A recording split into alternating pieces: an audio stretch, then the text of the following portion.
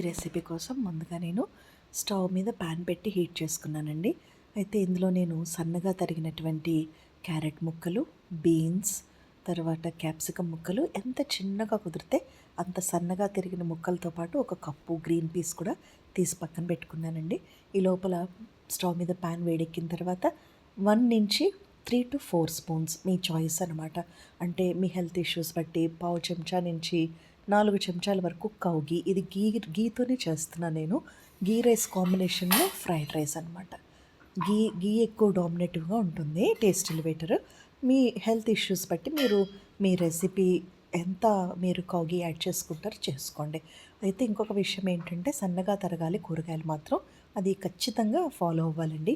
ఎంత మినిమల్గా ఉంటే vegetables taste అంత బాగుంటుంది, తొందరగా కూడా ఉడికిపోతుంది. అయితే ఇవన్నీ కూడా మనకి జనరల్గా సలాడ్స్లో యూస్ చేస్తాం కదా.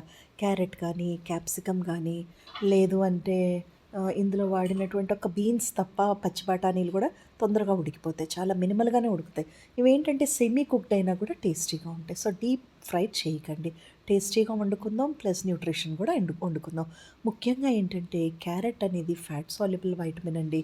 ఫ్యాట్ సాల్యుబుల్ వైటమిన్స్ అంటే క్యారెట్కి కొంచెం కౌగీ కానీ బటర్ కానీ ఉంటేనే దాంట్లో ఉన్నటువంటి వైటమిన్స్ అనేవి బాడీకి అబ్సార్బ్ అవుతాయి. సో ఇది నెగిటివ్ ఏం లేదు, అన్ని రకాల కూరగాయలు కదా. మళ్ళీ గ్రీన్ పీస్ కూడా ప్లాంట్ బేస్డ్ ప్రోటీన్ కాబట్టి అసలు చాలా మంచిది హెల్త్కి, బ్రెయిన్ హెల్త్కి ఇంకా కూడా మంచిది. అయితే ఇందులో నేను అన్ని కూరగాయలు ఒక్కసారి వేసేసాను. అర చెంచా ఉప్పు, అర చెంచా జీలకర్ర, అర చెంచా ధనియాల పొడి, గరం మసాలా వచ్చి నేను చింగ్స్ వాళ్ళది తీసుకున్నానండి. జనరల్గా ఫ్రైడ్ రైసెస్కి అదే బాగుంది. ఎందుకంటే వెజిటేరియన్ ఛానల్ కదా, నాకు డామినేట్గా ఇష్టం ఉండదు స్పైసీగా ఉంటే.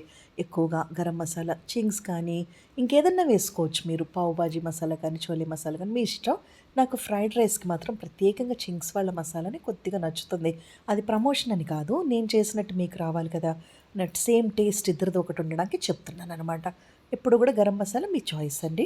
ఆ తర్వాత ఇందులో ఒక పావు చెంచా నేను గ్రీన్ చిల్లీ సాస్, పావు చెంచా సోయా సాస్, పావు చెంచా రెడ్ చిల్లీ సాస్, ఒక పావు చెంచా మీకు కుదిరితే అవకాశం ఉంటే షేజ్వాన్ పేస్ట్ ఒక పావు చెంచా ఖచ్చితంగా వేయండి. తర్వాత షేజ్వాన్ పేస్ట్ ఒకవేళ కనుక మీ దగ్గర లేదనుకోండి, 3 ఎండుమిర్చి, 3 టమాటాలు, 3 గార్లిక్ని ఒక 5 నిమిషాల నుంచి 10 నిమిషాల వరకు వేడి నీళ్ళలో ఉడకపెట్టి పొట్టు తీసేసిన టమాటాలో కొద్దిగా ఉప్పు, వెనిగర్ వేసి మిక్సీ పట్టుకోవటమే. అది ఈ ఫ్రైడ్ రైస్కి మీరు యాడ్ చేసేయండి.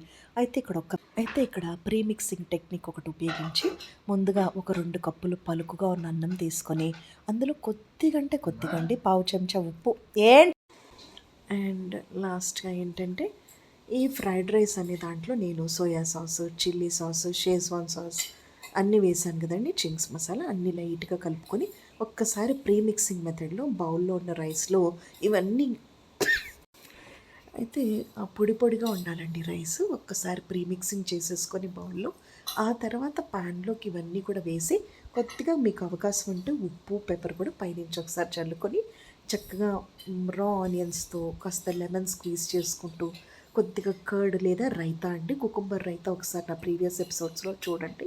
కుకుంబర్ రైతా అని చేశాను కదా, అది చిన్న కీరాతో చేయడమే. కీర దోసకాయతో కొద్దిగా పెరుగులో కీర దోసకాయ ముక్కలు, జీలకర్ర, ఉప్పు వేసి పెప్పర్ వేసుకొని బీట్ చేసుకోవటమే.